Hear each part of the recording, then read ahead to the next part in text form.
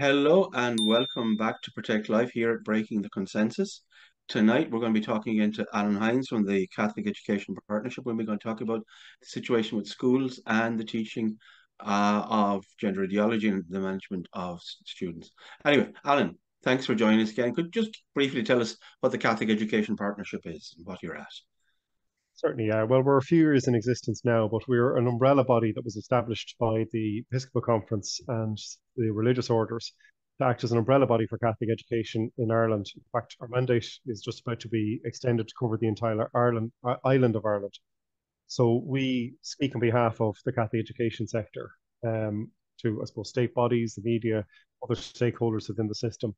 And we work closely then with the various Catholic education bodies, management bodies, the various trusts, and the patrons as so. Okay. Since that we last talked, there have been movements locally, nearby, and globally. So I think it would be interesting and useful maybe to talk about some of the things that have been happening. So the first thing is there have been a number of countries that have looked at the science behind the use of chemical interventions with children. It's Finland, Sweden, Denmark, Norway, I think possibly Iceland. But recently, and perhaps more interesting and more important for us, the National Health Service in the United Kingdom has had a change in its position on the use of puberty blockers. So could you just talk a little bit about what's happened there?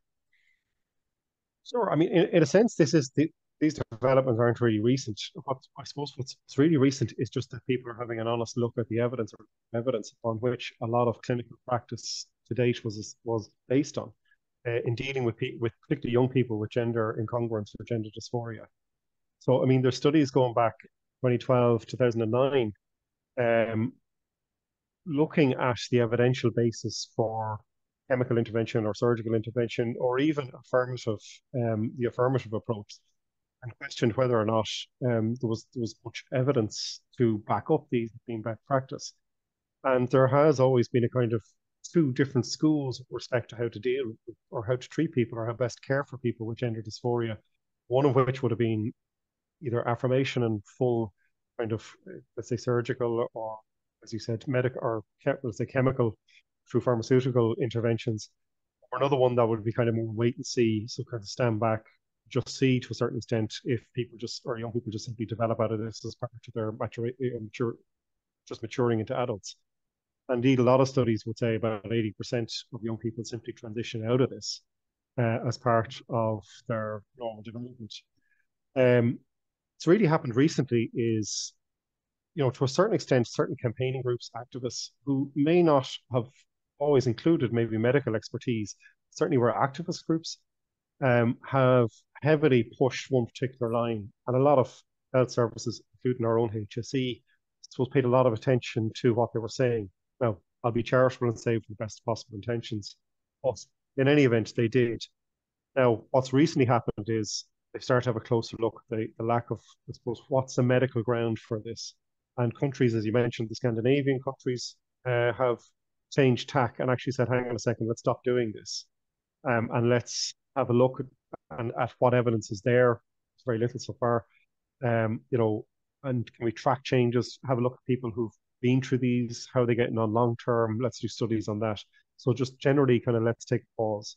Recently, it's probably most of the people attending this evening will know, the HSE in the UK and England and Wales certainly took a decision to cease um, pharmaceutical interventions with young people, uh, puberty blockers basically. And our own HSE has also then indicated they are now going to review that practice in Ireland.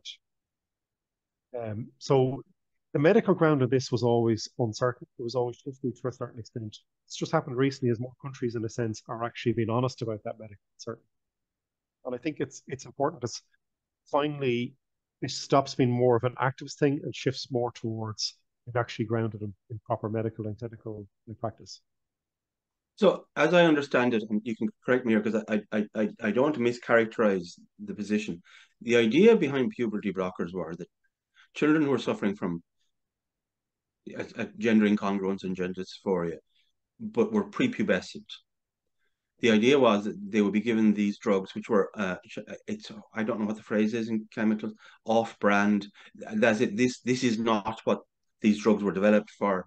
They were, I think, the drugs that were used in cases of children were suffering from precocious puberty and things whatever. Anyway, these children would be given these drugs, and it would give them a pause. It would stop them going to puberty, where they would develop the secondary sexual characteristics associated with their sex. So they wouldn't develop those characteristics. It would give them a pause, and they would be allowed to try and decide whether or not um, this where they really wanted to go. Now, I think, am I right in saying that part of what's happened here is in a sense as a result, or maybe informed a little bit by the Kira Bell case, where the court found that actually what happened was that once you put children on puberty blockers, in like 98% of cases, they would continue on to it. So that in fact, it wasn't a separate approach, it was part of a seamless approach that would inevitably lead to complete transition afterwards. But that we were told two things. One, that these treatments were innocuous, harmless, and also they were completely reversible. So two questions there. First of all, have I described the sort of the notion of why we would give them first? And secondly, what in fact this the premise that they were reversible and innocuous, that the science on that seems to have undermined that. Yeah, that seems to be what's happened. I mean, the various health services, certainly as you mentioned earlier, but also let's say the NHS most recently, but including the UK and the US and various different parts of the United States, have just looked to see, well, are they truly irreversible? And there isn't. There just, I mean, there do appear to be long-term effects in the basis of those that can't easily be, let's say, reversed out of.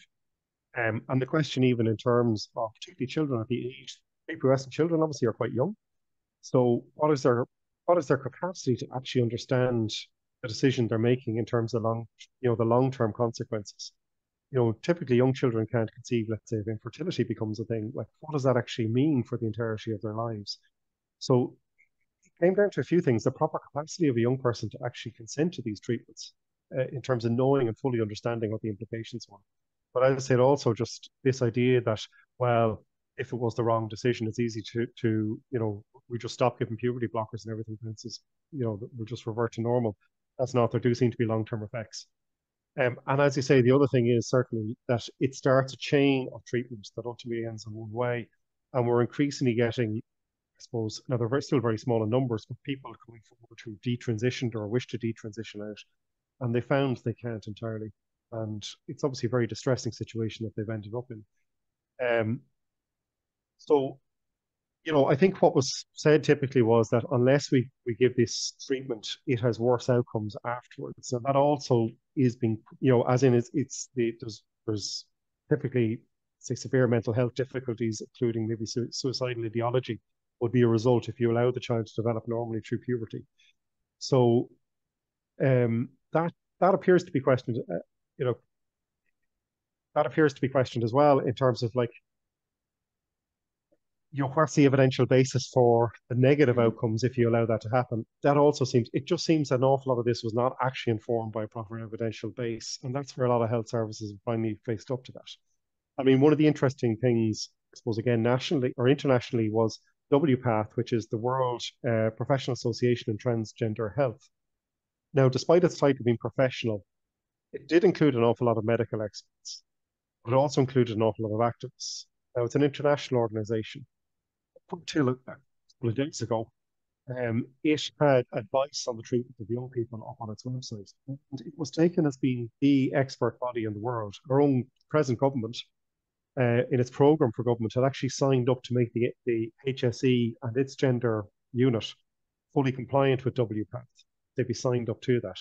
And we've even seen over the last couple of years, parties like the Social Democrats putting pressure on the Minister for Health to confirm that Ireland has signed up to WPATH. At any point, over the last couple of weeks, internal forums from there has come to light where senior people in WPATH were discussing the lack of evidence for an awful lot of their advice. And in these forums, it was evident, in fact, that they knew that there wasn't a huge amount of evidence to back this.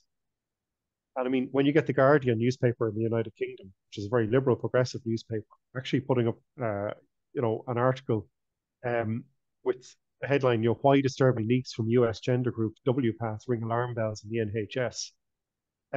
You can kind of see just what came out from those forums. Now, suddenly, a couple of days ago, they withdrew all their advice, or a great deal of their advice in dealing with young people with gender incongruence or dysphoria from their website, disappeared entirely. And the head guy there also has disappeared from the website. So he was somebody who publicly was saying one thing as the definite view on how to treat young people. Privately in the forums, he was actually recognizing a degree of skepticism and uncertainty with respect to the medical evidence. Mm-hmm. So there's just been an awful lot of activist-informed approaches to medical care. And I think what we're seeing now is a reverting back to it actually being based on medical expertise.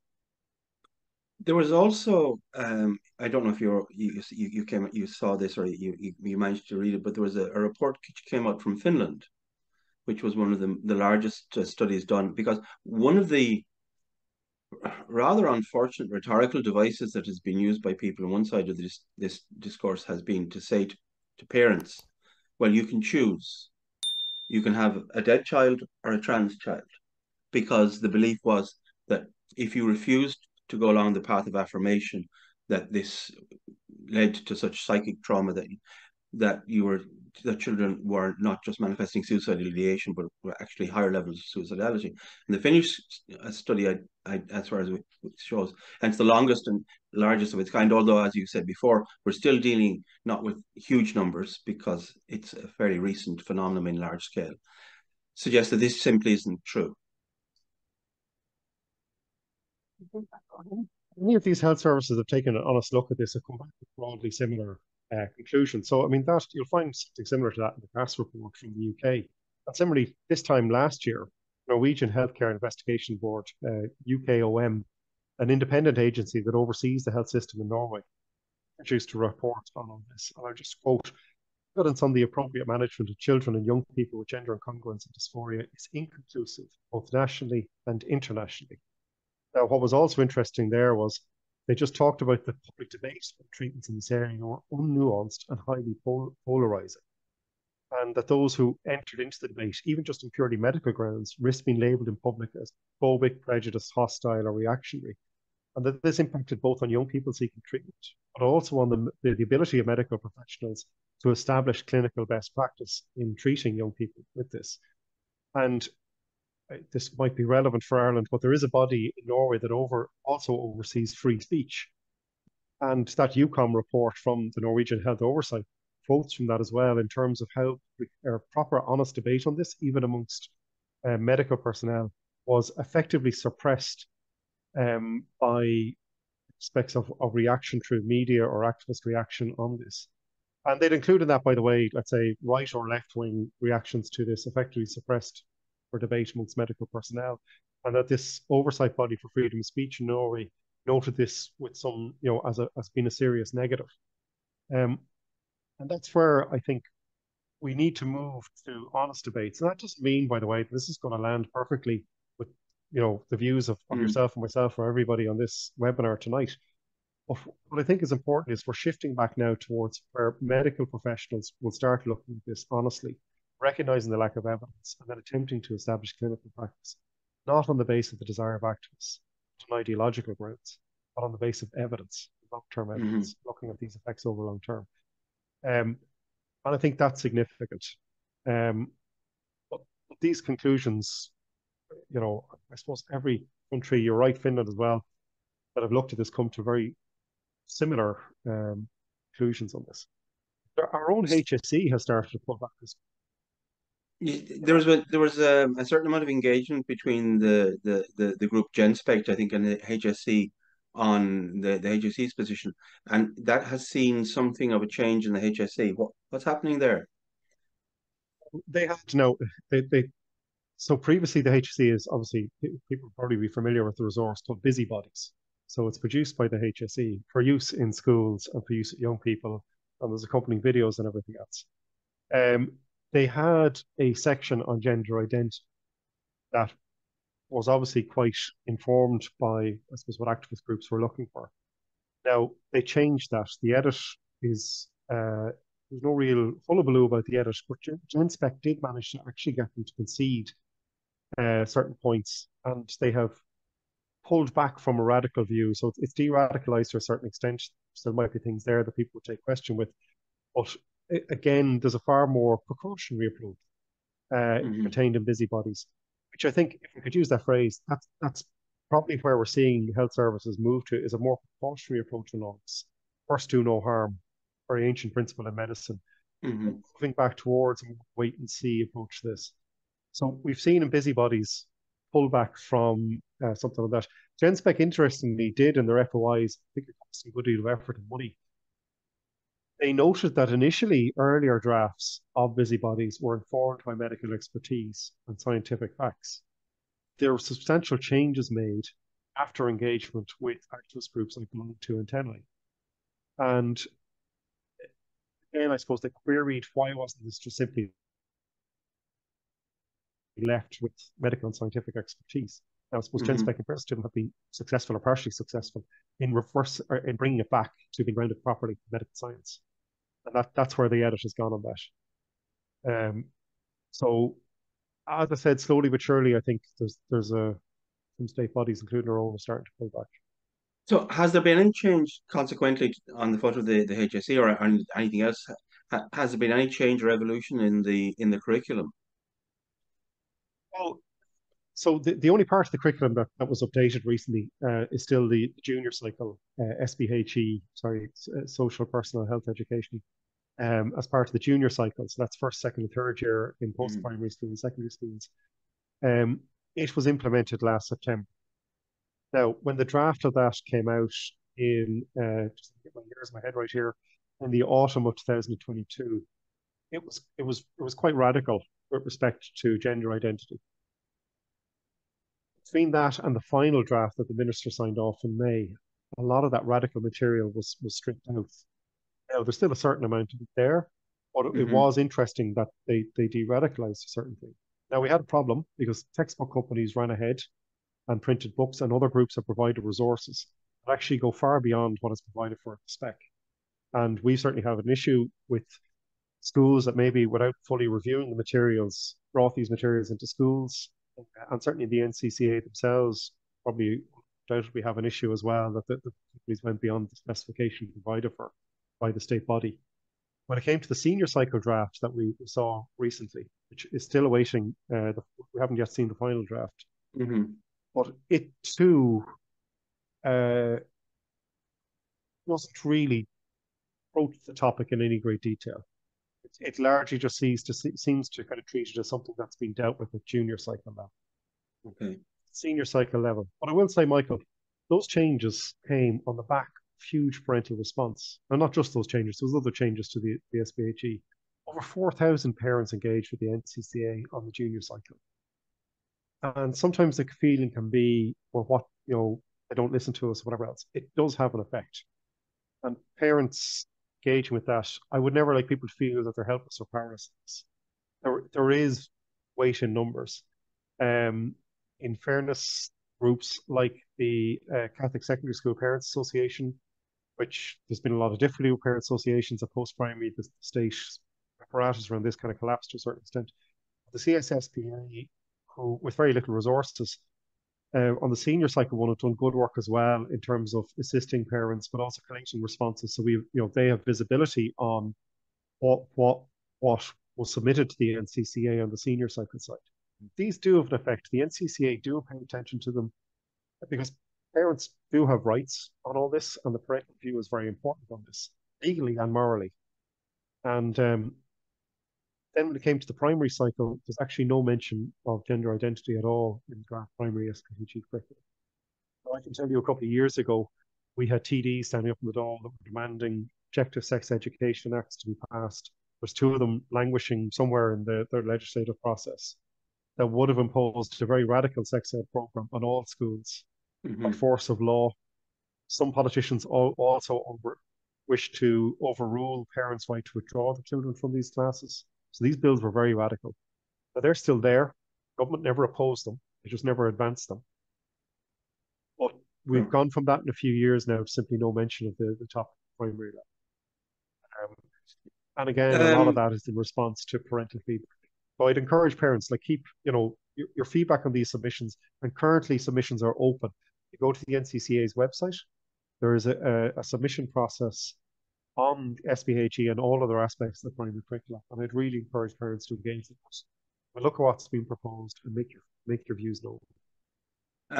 There's a question coming here. If you don't know, if you're not aware of the context, then I apologize, and we can move on. But just if you have a comment about this, that we've been asked about the role of the Joint Managerial Board and the affirmation advice to the General Secretary, in a sense that there was a testimonial for Dr. Vanessa Lacey and gender care, and the Deputy Chair of the NCCA, which tells children to affirm confused children.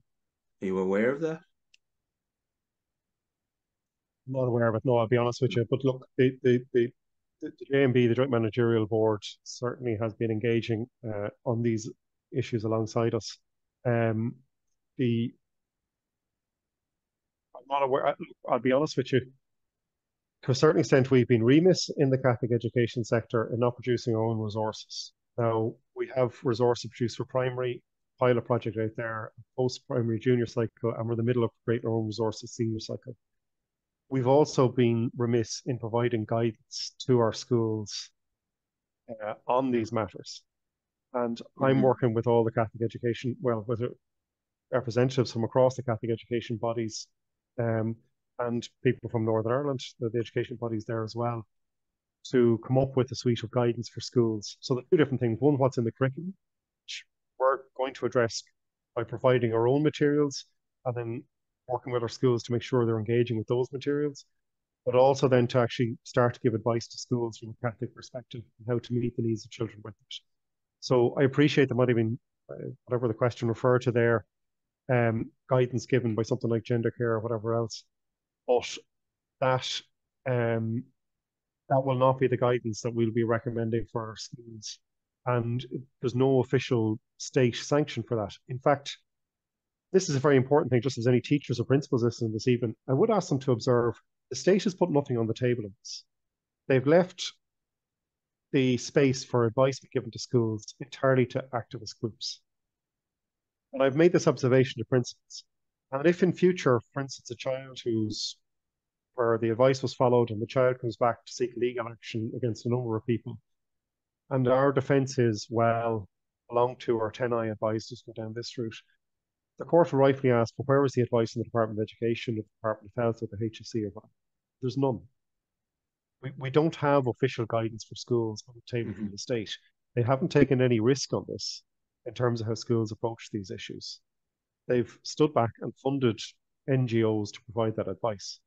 Now, as I said, we've been a little slow because this did take us a little, the church, not just in Ireland, but across, it's just taken a little bit by, surprise might be the wrong word, but unawares by some of as this came through and dealing with the theoretical aspects of it. But we are working to get that advice ready for us. And as far as we're concerned, that'll be the advice to follow. Yeah. It does feel, to be fair, I suppose, everything, it has happened with remarkable speed. There's a sense that this seems to have just happened in the space of a few years. It's gone from being an outlier to being something which has become almost a commonplace in a very short period of time. I think a lot of people have been thinking about. Now, at the moment, the Scottish school system is engaged in kind of a live experiment on how to manage the situation. And my understanding is that the schools are taking sort of three different approaches. Can you just talk to us a little bit of what's happening in Scotland? Yeah, it's an unofficial. I mean, I wouldn't characterize it as, let's say, a full-on experiment, but I suppose you're just seeing, obviously, the SNP are very sold on all this stuff. And people will probably recall that Nicola Sturgeon, just before she had to resign, one of the things that got her in bother was to do with things around gender identity and male, dangerous males who identified then as women being put into women's prisons and all that brought her down. So the SNB have gone full bore on this, and the state sector schools in Scotland take a full affirmation approach to when a young person presents with gender incompetence. The SNP, schools, state schools go full on affirmation. And you got to remember, at one stage, the SNP were looking at appointing a kind of state person to oversee the welfare of every single young person, where effectively they could, I suppose, ultimately overrule parents with respect to the care of their children. So this Hmm. was the kind of very heavy state approach we're taking at Scotland. Our colleagues in Catholic education in Scotland, so those schools, have a certain degree of independence from the state. They, I suppose, took two different approaches. Some Catholic schools took quite a dogmatic approach in terms of emphasizing church teaching on the reality of biological sex, and other schools then took quite a pastoral approach. Now, the way this has worked out, and effectively what seems to be happening, is where a young person is affirmed, they present with gender questioning, whatever word you want to use in it, they're affirmed straight away. Effectively, then they're forced into, a corner, well, not forced, but they end up in a corner whereby they've been affirmed and praised and everything else. And the cost of then changing their mind becomes quite high. So they find it difficult to get out. Hmm. Where the child is opposed, similarly, it can the nature of teenagers, it backs them into a corner where the opposition itself becomes the barrier that they're not going to, they get it's almost like negative affirmation, if you know what I mean, but it almost ends up having the same effect. Schools that just say, well, look, we're not going to affirm or oppose, we're not going to take any ideological or dogmatic approach, we're simply going to care for the young person in front of us. Hmm. Pastorally look after the vast majority of these young people. It simply becomes a phase as they mature into adults. Hmm. And they become quite comfortable then with their sense of themselves as, in terms of biologically male. They're happy to think of themselves as male. And that approach, I mean, talking to medical professions as well who are involved in this, they would say, but they wouldn't use the word pastoral, but they would take a kind of an approach that seems to see how do we make your life most comfortable without any ideological kind of content being brought into that. And again, they find wait and see, just pull back a little. Thomas Merton used a wonderful phrase, the letting be of God, that God, to a certain extent, our free will lies in God letting us be. And to a certain extent, it's kind of letting be the child, albeit passed away, working with the parents. And typically the child just transitions it through. And I suppose that's almost the experiment that's been run in Scotland. You're just seeing in those schools that don't. Now, this is the thing. Catholic schools, we value individuals. People are not identity boxes to be ticked or not, Hmm. kind of, we don't stand as kind of, ciphers or something of groups we belong to. Sorry, that's probably the wrong word. You know, we are individual. And in fact, when you read some of the review of this on gender incongruence, it stresses, in fact, you can't have a one size fits all approach because there's social, environmental, family, whatever else stuff that goes into how people experience gender, difficulties. Um, so you got to take a different approach. But in Catholic schools, we should be happy just meeting the individual where they are. Just that's what we're about. We're not groups to be picked over. There's a lovely quote from a bishop in the United States. Showing God's love towards a student struggling with how they understand themselves is a privileged place of accomplishment. This is the place where Christian disciples, leading and teaching in our schools, stand ready and willing to tenderly listen to them, to walk with them and to love them. It is important to help them truly understand that they're a beloved daughter or son of God. This may not be an easy task, quick journey, one as God has asked of us. And I would say part of that is we don't believe in fighting ideological battles that belong in the adult sphere through the bodies of teenagers or young children. Hmm. And we don't think anybody should be doing that. Young people evidently are struggling with this. They should not become a tool in an ideological fight or debate that properly actually belongs in the adult world. It's not the function of a school to kind of prosecute any kind of debate through the lives of the young people in their care. And I fully stand over that. I think, and that is part of the problem. Too many people want to make this an ideological fight in schools. It's utterly irresponsible. Um, that's not what our young people are in schools for. Um, these are debates that belong among adults. So if a parent or indeed anybody wants to get kind of information about the issue of gender dysphoria, gender incongruence, early childhood development or whatever, I know, as you say, there are programs and there's stuff in development in Ireland, but it's not there yet. So one of the listeners was interested in knowing is, for example, uh, is GenSpect a good place to go to get some information about it? Is there anywhere that you might direct them to get some information Well, just about the thing? so you're talking to somebody who makes a point of subscribing to publications I don't agree with deliberately, reading things I don't agree with. I would say to people, read around. Certainly, yep, GenSpec, go first. They're there as a critical voice. They take a critical look at what's being proposed. They tease through the evidence and everything else. Don't just, I would say, read around, read groups that actually go and read the 10i material as well, or belong to, or other things you find. But ask yourself Hmm. constantly, where's the evidence they're basing this on? Constantly strip back. Where are the references? Where are the footnotes? Where What's the evidential basis for what these people are trying to propose to me? I would also say, just constantly, if you actually look at a lot of the literature, there is no one answer to this. Because again, each young person goes through this in slightly different ways that are particular to them. And again, anybody who's proposing, what you're probably looking at is a multidisciplinary, and that's where the Norwegian thing came down. They said there needs to be a multidisciplinary approach that's looking at stuff like occupational therapists, Hmm. psychologists, um, you know, um, or talk therapy, whatever else. Um, it's This isn't something you can just bring in. And ultimately, there may be some young people who might develop into adults who need more radical treatments in order to allow them to live some kind of comfortable life. Um, a life with dignity and respect. It's fine. I think we've never actually had an objection to affording people dignity and respect in their lives. But so that's why I say to people, read around, but constantly ask yourself, where's the evidence? You know, don't just be taken in. And anybody proposing a simple solution is probably not telling the truth. So You if know, a parent is going to make a submission on, there's a question here on the new well-being part consultation on the primary curriculum, what should they include in their submission? one would say their own point of view. So now in primary, actually, none of this is actually dealt with. So there's other issues, I suppose, primary curriculum Hmm. stuff maybe for this webinar, but I'd happily talk through them.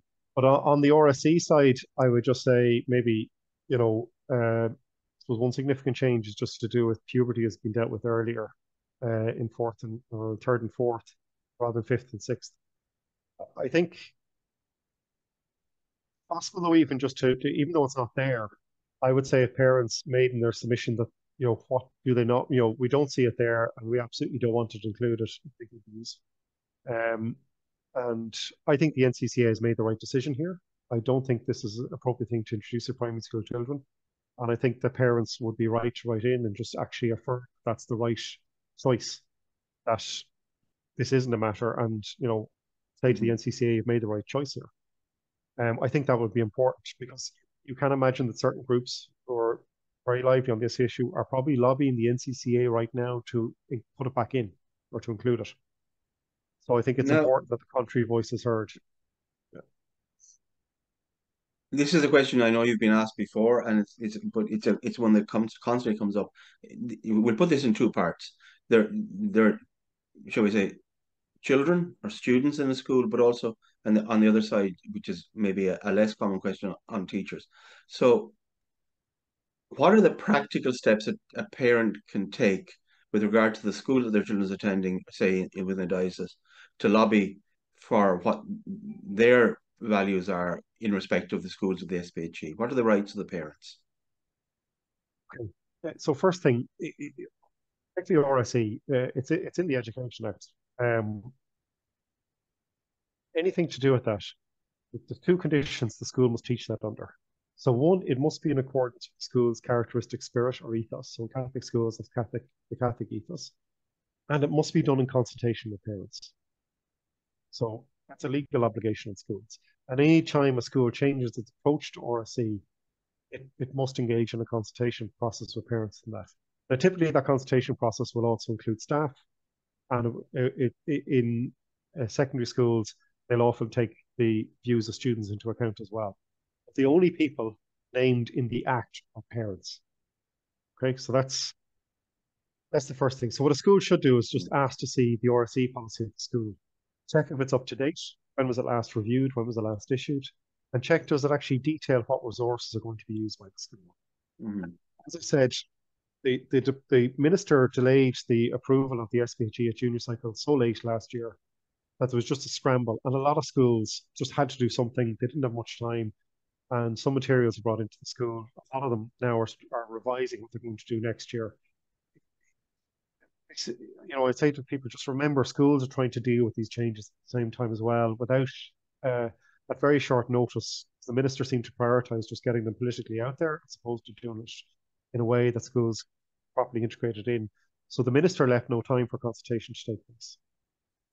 In any event, at this stage, schools should be adopting C policies. And if they haven't, then parents should be asking, when are you going to do this?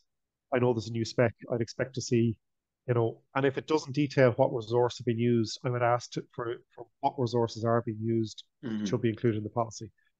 Review it then. And if you have any issues, certainly write to the board of the school. But I would say also just talk to the year ahead in post-primary schools or to the class teacher in primary schools about any concerns you have. Don't just assume bad faith on behalf of the school. Talk to the teachers first. Get a view from them of what's going to happen. If you're still unhappy, then bring it to the principal, or some larger schools, maybe a deputy principal. And if you're still unhappy at that point, take it to the board. But I would say just take it through that. And as I Mm-hmm. said, when you critique the RC policy, what you can ask yourself is it in accordance with the characteristic spirit of the school? Now, I would say our own resources don't only present the Catholic view, they also present other points of view. They do present the Catholic view.